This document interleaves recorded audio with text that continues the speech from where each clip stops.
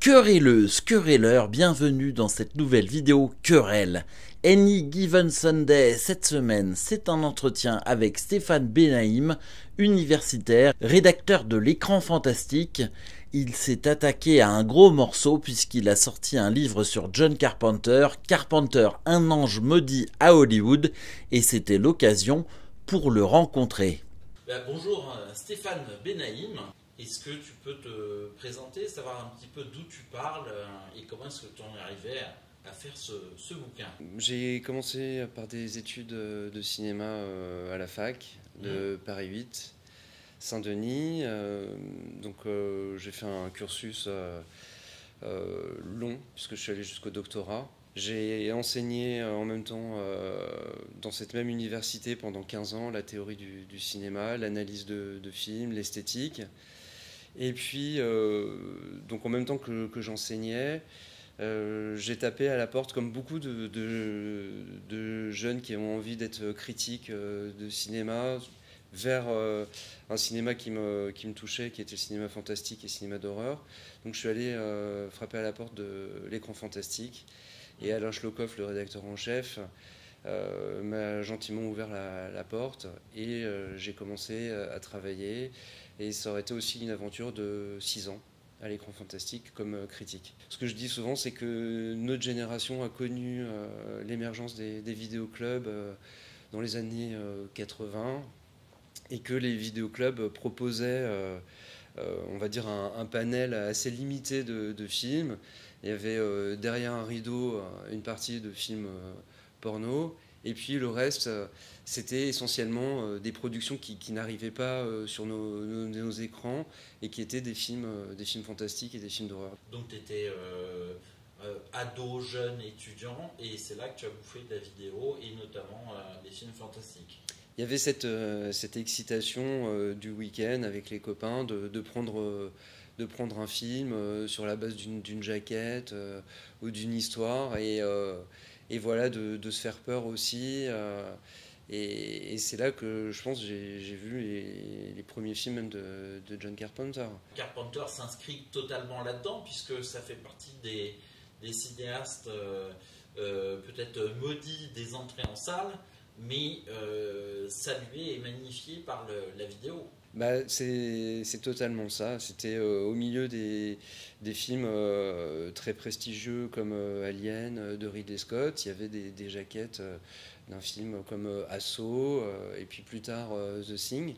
Et ça a été vraiment des claques visuelles parce qu'il faut pas se mentir, dans les vidéoclubs, il y avait quand même une grosse majorité de productions qui étaient quand même des séries B à tendance plus. Et là, il y avait quelque chose qui était étonnant parce que c'était redoutablement efficace, mais c'était très bien fait.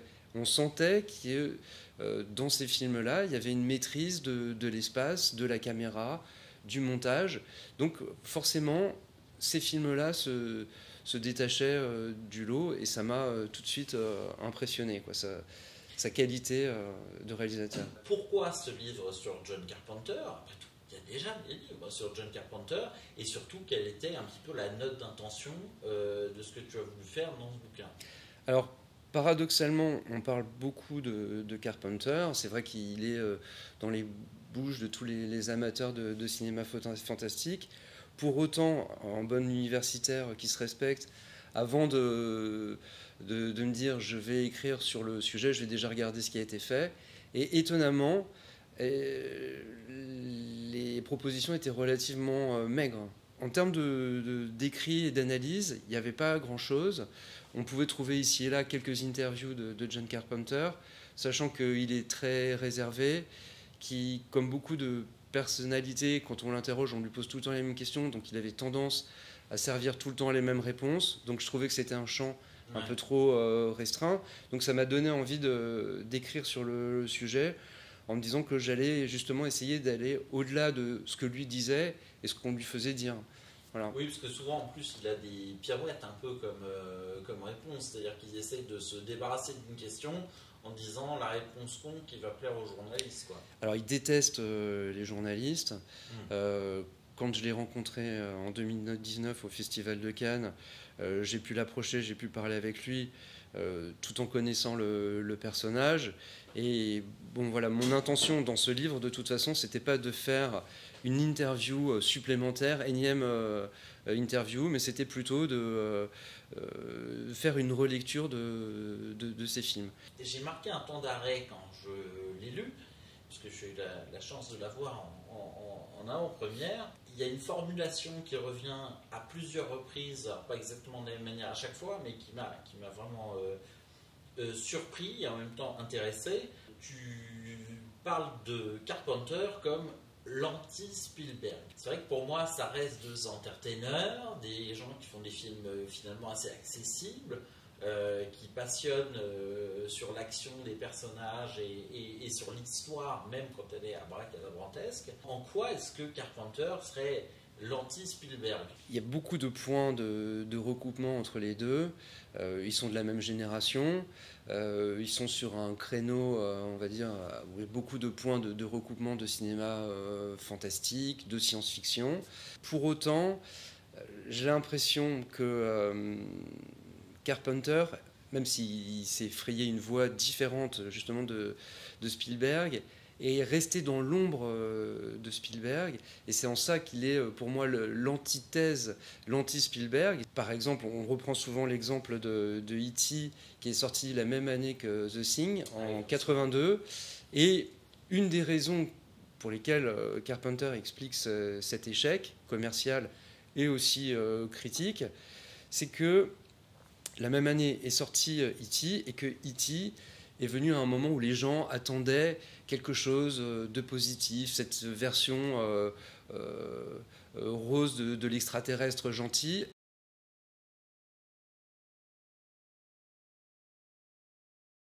Alors que lui proposait quelque chose de très noir. Why don't we just wait here for a little while?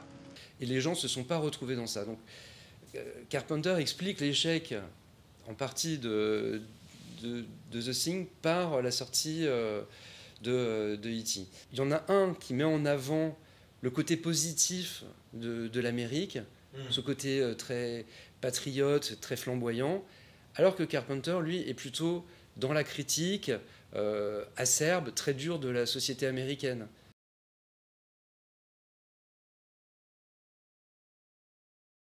Voilà, là aussi, il y a deux versions très différentes de présenter l'Amérique. Donc c'est comme ça. Et pareil aussi pour la musique, d'un côté où Spielberg travaille avec John Williams, avec des orchestres symphoniques, quelque chose de très flamboyant. Carpenter, lui, il est dans les purs, il est juste avec son synthé tout seul. Donc là aussi, il y a vraiment deux lignes très, très différentes qui les opposent de manière radicale. Dans le bouquin, tu expliques, tu fais des résumés des films, tu parles de leur réception, mais tu parles aussi de la conception et de tout ce qui tourne autour. Et ce que je trouve intéressant dans ce côté critique de l'Amérique porté par Carpenter, c'est que, en fait, dans ma tête, mais je pense à la tête de beaucoup de gens, si on doit se dire, tiens, pense à ce que c'est un Américain, je veux dire, il y a beaucoup de gens qui vont avoir l'image de quelqu'un qui ressemble à John Carpenter. On ne peut pas faire plus américain dans le style. Parce que Spielberg, on peut lui dire, bon, il correspond à une image, mais qui n'est pas celle de l'Amérique. C'est presque un entertainer mondial. Alors que Carpenter, l'accent, la moustache, la dégaine. La cigarette. Oui, c'est vraiment le mec. Je veux dire, si on veut faire un film, on veut faire un casting de. Y a un vieux qui fume une clope sur le bord de la route en plein cœur des États-Unis, c'est le casting idéal, quoi. Alors pourquoi est-ce que Carpenter, c'est à la fois cet archétype de l'américain et autant un opposant, alors pas pourquoi, parce que ça t'as pas forcément la réponse, mais de quelle manière il est ce critique alors qu'il incarne l'Amérique? C'est tout le paradoxe de John Carpenter qui, je pense, aime autant l'Amérique qu'il la déteste. Et ça explique aussi le choix de ce titre, Un ange maudit à Hollywood, que je veux expliquer parce qu'on m'a aussi posé la question de ce titre. Pourquoi un ange? Pourquoi maudit? En fait, voilà, il a choisi un des poumons, un des cœurs de l'Amérique pour le cinéma qui est Hollywood, l'endroit où il va être obligé de vivre et essayer de faire vivre son art. Et c'est dans cet endroit-là où en même temps il va être le plus détesté, le plus combattu. Et il va pour chacun de ses films être obligé de batailler, de ramer pour amasser des petits budgets pour pouvoir faire vivre ses films. Donc il y a d'un côté la fascination de Carpenter pour l'Amérique, pour son histoire, qu'il a souvent à chaque fois détourné, comme dans Fog, avec cette histoire de gens qui vivent sur cette petite île, qui se sont installés, qui ont remplacé d'autres gens. Donc il y a des choses qui font écho par rapport à l'histoire, à la construction de l'Amérique. Donc il y a cette fascination de Carpenter pour l'histoire américaine, et en même temps, dès qu'il le peut, il dit qu'il gerbe la société américaine, il déteste le système, et pourtant, je pense que ce système et cette société le fascinent autant, parce que sinon, il ne se serait pas autant intéressé à la société de consommation, à plein de sujets comme ça. Donc il y a vraiment cette double on va dire, attirance-répulsion. Et dès les premiers films de Carpenter, c'était aussi une de mes envies de parler de Carpenter, c'est qu'on parle bon, évidemment des incontournables, mais ses premiers films, un court-métrage qui s'appelle The Resurrection of Bronco Billy, son premier film, qui est un court-métrage, c'est l'histoire d'un jeune, c'est une histoire contemporaine, ça se passe là dans les années 70, et il vit comme s'il était au Far West. Donc on le voit, il est dans une petite chambre de bonne, donc on est dans un contexte voilà, contemporain, et sa tenue, c'est une chemise à carreaux, c'est un chapeau de cow-boy. Il descend dans la ville, il y a des embouteillages, et on va plus entendre les bruits d'embouteillage, mais on va entendre des bruits de vaches. Donc il y a ce côté vraiment à la fois d'attraction et de répulsion, et de nostalgie aussi, parce que je pense que Carpenter aime une certaine image peut-être d'une Amérique perdue. C'est un cinéaste qui, quand il est ou quand il a été en mal de financement, c'est quelqu'un qui aurait pu se tourner vers l'Europe, comme l'ont fait d'autres cinéastes, vers la France notamment, mais en même temps on n'imagine pas John Carpenter faire un film qui se passe ailleurs qu'aux États-Unis. C'est pour ça, ce livre, c'est aussi montrer ce besoin viscéral de l'Amérique. Il vit à Los Angeles encore aujourd'hui. Donc voilà, s'il avait vraiment détesté l'Amérique, en prenant sa retraite, il aurait pu effectivement aller travailler ou vivre ailleurs, en Europe. On voit bien comment, par exemple, Woody Allen, qui ne peut plus travailler aux États-Unis, fait son dernier film en Europe. Donc voilà, viscéralement, quelqu'un qui a besoin et qui veut continuer à travailler et qui a des choses à dire, il estime qu'il peut les dire ailleurs et d'une autre façon. Carpenter, il ne peut pas dire les choses autrement que sur son sol, sur sa terre natale, sur la terre de ses ancêtres, ce qui le rattache aussi à ses racines, à ses parents, à sa mère qui l'a emmené au cinéma quand il était jeune, à son père qui lui a enseigné la musique. Il a besoin de ça, de ses racines, et ce sont ces racines qui le nourrissent dans son travail. Donc il peut pas quitter l'Europe, et effectivement, il va même vivre à Los Angeles et continuer à s'acharner à travailler à Hollywood. John Carpenter qui croit foncièrement dans l'existence du mal. Et c'est quelque chose qui revient dans ses films, qu'il soit horrifique ou non. De quelle croyance ça vient? Est-ce que c'est religieux? Est-ce que c'est agnostique? Et surtout, comment est-ce qu'il l'amène à l'écran? Alors, il l'amène de plusieurs façons. Et là aussi, c'est, je pense, un des paradoxes de Carpenter, qui critique autant la religion, qui semble vouer une espèce de fascination pour elle. Donc on le voit bien dans L'Antre de la folie, dans Prince des ténèbres, on a beaucoup, ou dans Fog, des personnages de prêtres, de curés. L'Église est très présente. Donc, et elle est présente, en plus, pas forcément d'une façon critique. C'est-à-dire qu'elle peut même être salvatrice. Donc il y a cette idée quand même que la religion peut être, on va dire, peut sauver l'autre. Et donc il y a cette ambivalence aussi qui fait tout le paradoxe du personnage.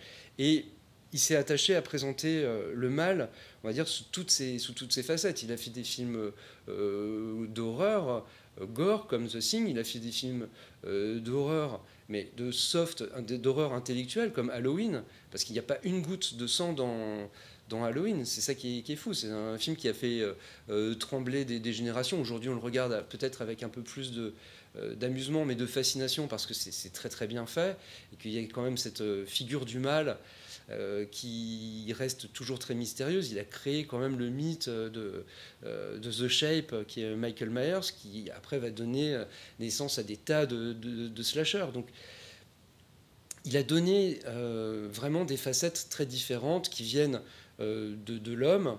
Hein, voilà, Michael Myers, c'est un humain qui a mal tourné, qui devient presque surnaturel.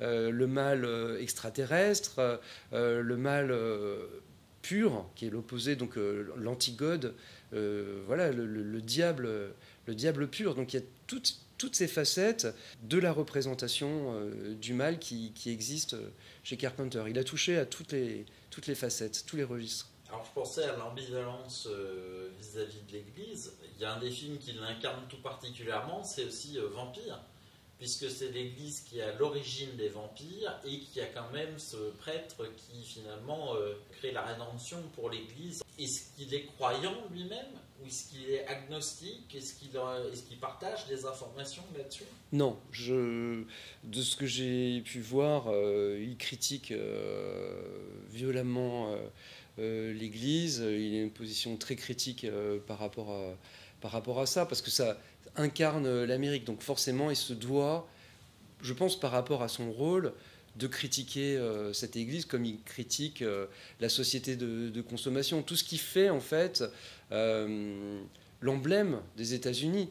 La religion, la surconsommation, voilà, toutes ces choses-là qui incarnent l'Amérique, lui, il les gerbe et il dit que les Américains sont des abrutis. Et en même temps, il les aime et en même temps, il les met en avant dans ses films. Donc je pense qu'au fond de lui, il doit y avoir une espèce quand même de croyance. Il va chercher là aussi la contradiction et aller bousculer les idées reçues. Et je pense que c'est aussi pour ça qu'il a eu tant de mal à se faire accepté par la critique, par le public, parce qu'il propose des choses différentes qui vont contre les idées établies. Et cette idée, par exemple, et c'est là aussi où c'est l'anti-Spielberg, c'est que, j'en reviens à cette notion, c'est que Spielberg termine quand même la plupart de ses films avec des happy end. Carpenter ne propose pas de happy end, très rarement. Donc The Thing se termine sur une note d'angoisse.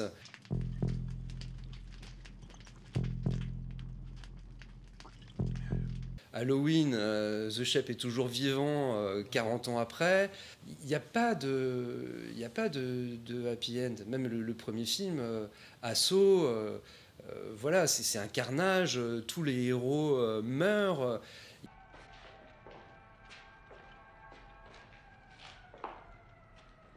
Quand on sort du cinéma, surtout quand on présente, si on présente Carpenter comme, pour reprendre ton terme, un entertainer, du divertissement, quand on sort du film, on a envie de rester avec des frissons, mais le cœur, on va dire, relativement léger, positif. Là, on sort de là, il y a quand même un petit malaise qui perdure.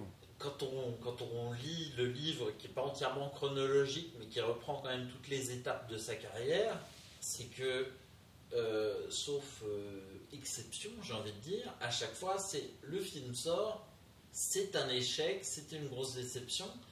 C'est un cinéaste extraordinaire qui a des...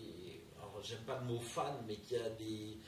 Une communauté. Il y a des gens qui sont vraiment attachés à ses films, à son cinéma, qui n'ont nul autre pareil en ce qui me concerne, mais qui a enchaîné les échecs publics en salle et qui en a subi les conséquences toute sa carrière, puisque quand on aurait pensé qu'il aurait pu exploser et devenir peut-être pas l'anti-Spielberg, mais un Spielberg un peu bis. plus... Non, un Spielberg plus noir, peut-être plus... parce que finalement, il y a des cinéastes qui font carrière en ayant un univers un peu plus sombre que celui de Spielberg. Tu expliques ça uniquement par les fins tragiques, ou est-ce qu'il y a autre chose dans ce qu'il amène qui fait que ça ne peut pas marcher, ou est-ce que c'est juste des rendez-vous manqués, pas de bol, puisque ça marche après en vidéo? C'est compliqué de répondre à cette question. C'est aussi pour ça que je dis que c'est un ange maudit, parce qu'il y a ce paradoxe. L'ange, on ne peut pas imaginer qu'il puisse être maudit. Donc il y a ce côté, effectivement, d'envie de bien faire. Et pourtant, cette malédiction qui revient à chaque fois comme un terrible leitmotiv, alors qu'il met ses tripes, toute son âme à chaque fois sur un projet, comme chaque réalisateur, je suppose, va se prendre une claque terrible et injuste. Et malheureusement, bon, aujourd'hui, il savoure, mais de manière amère, un petit peu cette reconnaissance tardive. Enfin, je dis maintenant, il a été reconnu, on va dire, peut-être en fin des années 90, très très tardivement, mais il y a cette reconnaissance. Donc aujourd'hui, il jubile de cette reconnaissance, et pour autant, ça l'a tellement dégoûté que effectivement il a arrêté très tôt le cinéma, et il termine sa carrière avec des œuvres mineures. The Ward, qui est son dernier film, qui est presque un téléfilm, je pense que c'est peut-être un de ces seuls films où on ne reconnaît pas sa griffe. Il n'y a absolument rien qui puisse dire, quand on le voit, ça c'est un film de Carpenter, alors que justement tous les autres films, les mouvements de caméra, sa lumière, sa musique font qu'il y a une identité. Alors pourquoi ça n'a pas marché? Dire que les films se terminent mal justifierait ça, c'est un peu court. Je pense aussi que le fait qu'il soit quand même très critique sur la société, ça renvoie quelque chose qui n'est pas forcément plaisant à regarder pour le spectateur. Se voir justement dans ce miroir qui n'est pas très reluisant, ou qui renvoie une image qui n'est pas très, on va dire, positive, ça peut gêner aussi. C'est ça, c'est ce côté très critique qu'il a de la société, alors plus la société américaine. C'est peut-être pour ça qu'il a été plus tôt et plus rapidement reconnu en Europe, notamment en France ou en Angleterre, parce que la société ne se sentait peut-être pas visée par ces critiques dans ces films.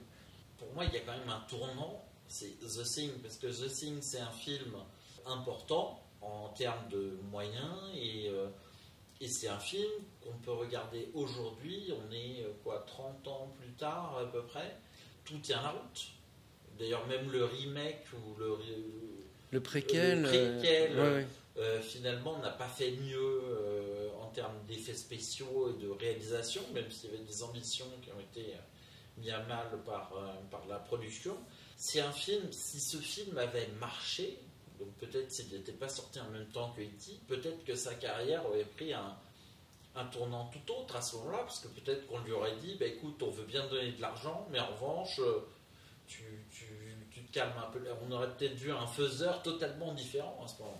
Alors là encore, parce que bon, c'est toute une histoire de paradoxe, ce personnage, mais c'est sûr que The Thing, ça a été sûrement la plus grosse claque de sa vie, et effectivement un tournant à ce moment-là où il va marquer vraiment son profond dégoût pour Hollywood, pour tout le système. Il s'est tout le temps battu pour avoir le Final Cut qu'il a réussi à avoir, mais ça a un prix, donc on y laisse des plumes. Quand on bataille pour défendre un projet et que on arrive finalement à s'imposer à Hollywood en obtenant le Final Cut, on y laisse son âme. Voilà. Donc, si on ne gagne pas derrière. Si on gagne pas derrière. Donc c'est injuste. Et en même temps, je dirais que là aussi, c'est une histoire de contradiction. Mais pour moi, Carpenter, et là aussi, c'est l'opposition avec Spielberg, c'est que Carpenter, c'est l'homme des petits budgets. Et certains réalisateurs arrivent à s'accomplir avec justement beaucoup de contraintes. Un budget très serré, pas les moyens de faire tel ou tel effet spéciaux, c'est pas grave. Lui, il a la connaissance cinématographique qui fait qu'il sait qu'avec tel champ contre champ, telle lumière, il va pouvoir compenser ça. Et c'est pour ça que je commence mon livre en le comparant à Joseph Sternberg, qui lui aussi était un faiseur, qui lui aussi a connu énormément d'échecs à Hollywood, et qui s'est battu pour avoir le Final Cut, et qui, à défaut d'avoir des budgets, était toujours obligé de trouver des astuces pour pouvoir faire parler sa caméra. Donc je ne suis pas sûr que... Et bon, on voit les fois où il a eu des gros budgets, ça n'a pas forcément donné des choses, on va dire, étincelantes. Donc pour moi, Carpenter, ça reste un artisan, là où Spielberg est un chef d'entreprise.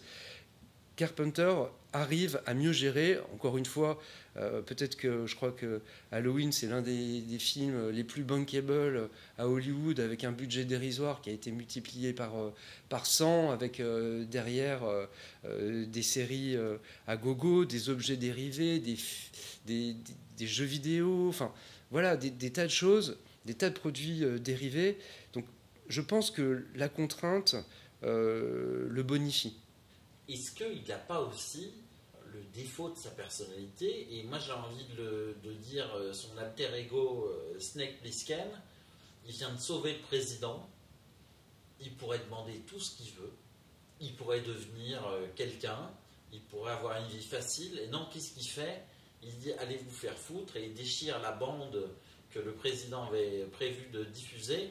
C'est-à-dire que il a ce côté un petit peu, gardez votre système pour vous, moi j'en veux pas, je veux rester qui je suis, et finalement il le sait que ça va lui coûter quelque chose, puisqu'il l'a raconté avec Snake Plissken. Oui, bah, c'est son amour pour les anti-héros, effectivement, auxquels il s'identifie, et auxquels il leur prête ses mots et son image. Donc effectivement, Snake, c'est une espèce de double de Carpenter. Il y a beaucoup de personnages comme ça, d'anti-héros qui disent merde à la société. Ils sont là, ils la sauvent. Ils sont là, ils sauvent la société, l'humanité. Donc ils sauvent la société américaine, mais en même temps, ils restent marginaux, ils restent à côté. Ils sont dans le système, mais à côté du système, en disant bah justement fuck you. Donc ça, c'est vraiment aussi cette ambivalence de ce personnage qui aime autant qu'il déteste, et qui veut être aimé autant qu'il finit peut-être par apprécier d'être détesté, parce que ça veut dire qu'il est inconvenant, qu'il dérange, et que c'est ce qu'il veut, c'est être ce petit grain, ce petit truc qui fait que la machine va grincer, quoi. Il est dérangeant, il est grinçant sur ça. Donc c'est son amour pour les anti-héros. Tout à l'heure je parlais de Bronco Billy, c'est dès ses premières images, c'est la mise en avant d'un marginal qui vit, vraisemblablement ça se passe à New York, mais qui vit dans un univers parallèle. Il est dans la société, mais à côté, il n'arrive pas à complètement s'intégrer, et pourtant il vit dedans, et il fait partie du système. Et pourtant, même quand il fait des films, soit pour cachetonner ou pour renouer avec le succès, c'est-à-dire avec l'intention de départ de dire bon allez, hein, cette fois-ci il faut que j'assure le coup, ben, il fait quand même un film de John Carpenter, et il se plante quand même derrière en point de vue succès, parce que finalement ce sont quoi ces succès? C'est Halloween, Assaut, voilà, enfin Assaut, c'est pas un succès tout de suite, hein. Il y a une reconnaissance critique, mais les gens quand ils voient ça, ça marche pas tout de suite. Donc même Assaut, rentabilité par rapport au budget. Une rentabilité par rapport au budget, parce que le budget est tellement dérisoire que voilà. Mais après, c'est que des catastrophes industrielles. Son remake de L'Homme Invisible, qui est totalement inconvenant et dramatique. I create a new identity. Go underground. C'est terrible, ça démarre comme une espèce de comédie, et puis en fait c'est tellement noir que cet homme invisible il disparaît, et c'est comme l'homme qui rétrécit jusqu'à devenir un atome et mourir. Donc il n'y a pas vraiment dans la cinématographie de Carpenter quelque chose qui dise alors là oui ça a été vraiment bankable, non. Dark Star, son film qu'il a mis des années à faire, c'est un four, et en plus c'est relativement pénible à regarder. Ça me fait mal de le dire, mais bon. Non, c'est intéressant à regarder, mais c'est vrai que d'un point de vue divertissement, on prend du recul forcément, quoi, puisque le ballon gonflable qui est censé jouer l'extraterrestre est moyennement crédible, il y a une espèce de fausse qui est peinte sur un mur, bon ça passe. C'est vrai que on ne le regarde pas premier degré, on le regarde comme un objet intéressant qui renseigne sur la cinématographie et comme un secret. Ouais. Effectivement, quand on prend certains choix de ces films, que ce soit scénaristique, de mise en scène, etc., on se dit, il n'y a que lui qui peut le faire tenir, parce que si c'était quelqu'un d'autre, ça ferait série Z, ce serait raté, ça ferait faux, ça ferait complètement bidon. Et lui, il a cette qualité. Alors, est-ce que c'est son scope? Est-ce que c'est son anamorphique? C'est le rythme qu'il donne à son montage? Mais il y a énormément d'effets qu'on a vu copiés dans plein de films qui ont terminé sur M6 en deuxième partie de soirée. Qu'est-ce qui fait qu'il a cette parfaite imperfection dans ses films là où il se dégage le plus? C'est sa technicité. Je suis vraiment catégorique. C'est un très très grand technicien. Il a une connaissance profonde du langage cinématographique. Alors c'est pour ça que quand je disais tout à l'heure que je voulais aller au-delà, parce qu'il parle de Howard Hawks, de John Ford, il connaît vraiment les classiques par cœur, sur le bout des doigts. Donc il va justement faire des relectures comme Asso, qui est une relecture de Rio Bravo. Mais effectivement, là où il se détache des productions B, C jusqu'à Z, c'est que c'est un très très grand technicien. Alors c'est aussi pour ça que je voulais aller au-delà de ce qu'on peut voir dans les interviews ou de ce qu'il dit lui-même, qu'il est adepte du montage neutre, c'est-à-dire que le montage, la caméra ne doit pas se faire sentir, et que la musique aussi est là seulement en renfort. Et quand il dit ça, mais c'est en totale contradiction avec son travail, parce que ces mouvements de caméra, on les sent, il y a un montage intellectuel, il y a quelque chose. Justement, c'est ça qui fait qu'il se détache des autres séries, c'est parce qu'il a une maîtrise totale de la caméra, le scope, le steadicam, je le disais tout à l'heure, la lumière. Mais par exemple, l'ouverture d'Halloween, on a un plan de Michael Myers enfant qui met le masque, et là on va être en caméra subjective. Et on a l'enfant qui rentre dans la chambre de sa sœur pour la tuer, et on voit le couteau qui se dirige vers la sœur, mais on ne va pas voir le meurtre, on va avoir un plan qui s'intercale, où on voit les deux yeux qui se fixent sur le couteau, et on voit juste les mouvements de couteau. Ça, c'est quasiment Eisenstein, c'est-à-dire qu'on comprend, le spectateur voit que la sœur est tuée, mais ce n'est pas cette image qu'on voit. C'est un concept assez incroyable. Donc il n'est pas du tout dans le montage neutre, il est dans le montage intellectuel. Et ça, c'est son travail. Et c'est pour ça que je disais, ces derniers films où il a laissé totalement tomber ça, il s'en fout. Il fait ça pour gagner un peu de fric. Et c'est plus du tout le fan de cinéma qui est derrière la caméra. Et pareil pour la musique, où il dit que la musique doit être là, disparaître. C'est l'inverse de ça, c'est un contrepoint sonore incroyable. C'est-à-dire que la partition sonore vit sa propre sa propre voix en plus de l'image. Elle n'est pas là juste pour renforcer. C'est aussi pour ça qu'aujourd'hui, il arrive à faire des concerts avec ses musiques de film. C'est parce que ces musiques de film, même si ce sont que quelques notes, il construit une histoire avec sa musique. Donc c'est vraiment là, on est dans la théorie pure du cinéma, des grands théoriciens russes qui disent que l'art du contrepoint sonore, la musique, n'est pas là juste pour renforcer l'image. Elle est là pour créer quelque chose de plus. Donc ça, c'est vraiment le talent de Carpenter, et c'est pour ça qu'aujourd'hui encore, on peut voir ces films parce qu'ils sont toujours puissants et pas forcément, ils n'ont pas forcément vieilli, quoi. Et ça me rappelle une interview que j'avais vue de lui il y a fort longtemps, où il disait que le cinématographe, à la base, c'est muet, et que normalement, un bon film, on doit pouvoir le regarder sans avoir le son. Donc on coupe le son, et si le film est bien fait, on peut suivre l'histoire sans écouter aucun dialogue, sans être aidé par la musique ou les effets sonores. Et c'est vrai que quand on prend ces scènes dans ces films, souvent il y a beaucoup de scènes où contrairement à d'autres réalisateurs, si on coupe un plan, on ne comprend plus rien, ou ça ne marche plus. À chaque fois, il y a une fascination, et même pour les films peut-être moins ambitieux ou un peu bancals qu'il a pu faire, on est toujours transporté par le récit.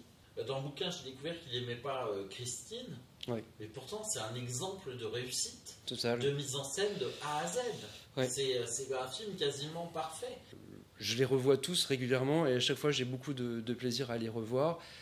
La frustration pour notre génération et les générations qui viennent, c'est de ne pas pouvoir voir ces films sur grand écran, parce que voilà, c'est un spectacle qui se vit dans le prolongement de l'obscurité de la salle, et là c'est encore plus jouissif. Je profite de l'émission pour remercier toutes les personnes qui ont participé au financement, qui m'ont fait confiance. On en parlait en début d'émission, et c'est bien de conclure sur ça. Le budget a été, je crois, multiplié par 5 ou 6, ce qui a permis à mon éditeur d'acheter des images à Canal+. Donc il y a quand même, c'est un livre d'analyse, et j'aime bien travailler sur l'image. Donc dans ce livre, on voit les rapprochements justement avec d'autres films, donc toute la connaissance cinématographique de Carpenter. J'ai essayé aussi de la mettre en avant avec d'autres films, et justement Howard Hawks. Voilà, donc grâce à ce financement, on peut avoir aussi des images dans le film, ce qui est pas mal. Les illustrations sont souvent qui permettent de clarifier des concepts énoncés dans le texte. Et je voulais te remercier de m'avoir accordé cette interview, d'avoir toléré que ton salon soit saccagé par mon matériel. Et je souhaite un destin heureux, en tout cas pas d'ange maudit, à ton livre. Donc merci à toi. Merci d'être venu. Et très bonne continuation.